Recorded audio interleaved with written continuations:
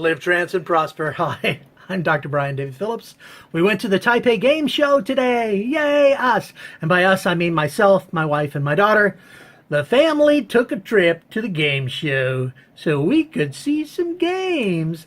And it was pretty awesome. And one thing we really wanted to see, we did see, was the HTC Vive Pro.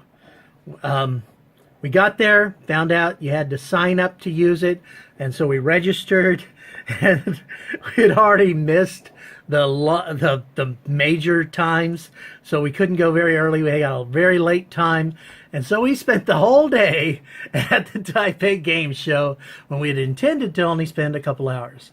So there's that. Okay, but when we got to our demo, and I'm sorry I have no video of us doing it because, well, all three of us got to do it at the same time.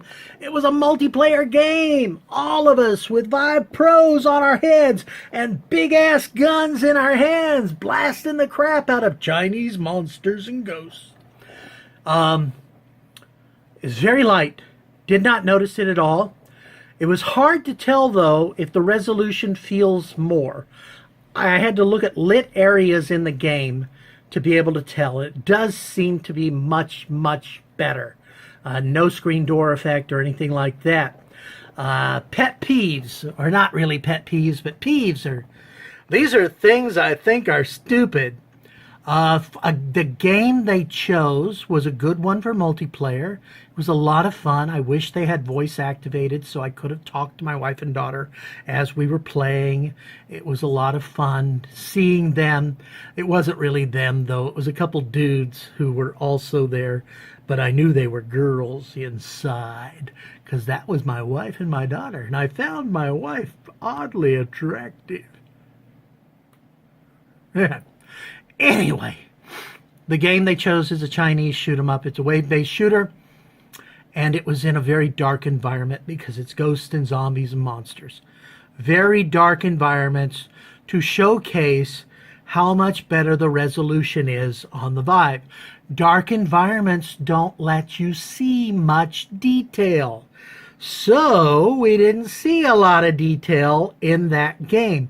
It's certainly a fun game. My wife didn't like the graphics. She thought it was cartoony and silly. I just thought it was silly and cartoony.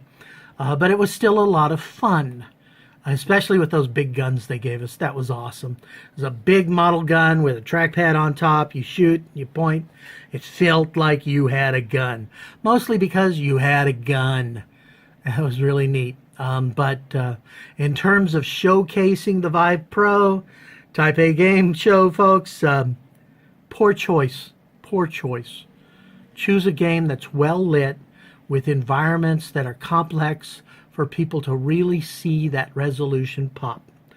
I could tell because I knew what to look for that it is higher resolution and it is a lighter headset. It really is light on the head compared to the regular Vive. Of course, I'm very much used to the Vive, the current Vive with the deluxe audio strap.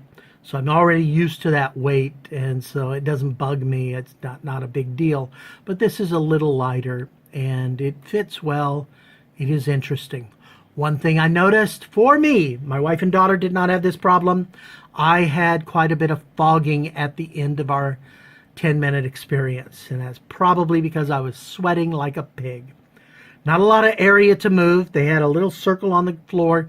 Stay in that circle, and the game had the circle there, so it's not a moving around room scale thing. But I moved a little bit, turning around, because they're monsters 360 degrees. They're all over the place. Not as scary as Brookhaven, but you get the idea that you still need to move around a lot.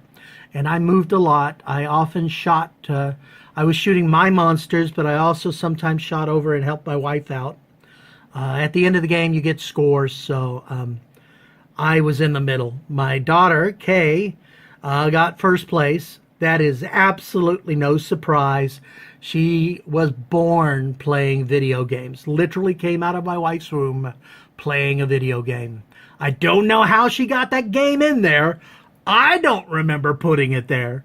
But she's been a gamer since birth, or maybe a little bit after birth. But after birth, but it really was An interesting demo. I really liked the idea of multiplayer with my family. We don't do a lot of that because we only have the Vive, and although I now have a mixed reality headset, but we don't really play it because we have a Vive, and so there's that. But it is a solid machine, the Vive Pro.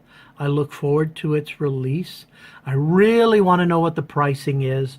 I know some folks think it's going to be $500 for the headset alone, and then later it's going to be $1,000 for the full set. But other people are saying, nah, it's going to be about $300 for the headset alone, and then later it's going to be $700 or $800 for the complete set, and it's going to replace the current Vive's position, and the current Vive's going to drop price so it can start competing directly with Oculus in price points as well as the Windows mixed reality headsets. That's all speculation, the whole thing. Nobody knows. Well, I'm sure somebody knows. Someone in HTC, part of the hive mind, knows what the pricing will be. But in terms of build, nice, solid, light, but not cheap, and a good looking machine, and very nice. I look forward to it. So we got to play. Yay, us! Until next time, this is Dr. Brian David Phillips saying, hit the lucky button. The lucky button. Hit that lucky. And subscribe if you're not already a subscriber. And until next time, live, trans, and prosper. Bye-bye.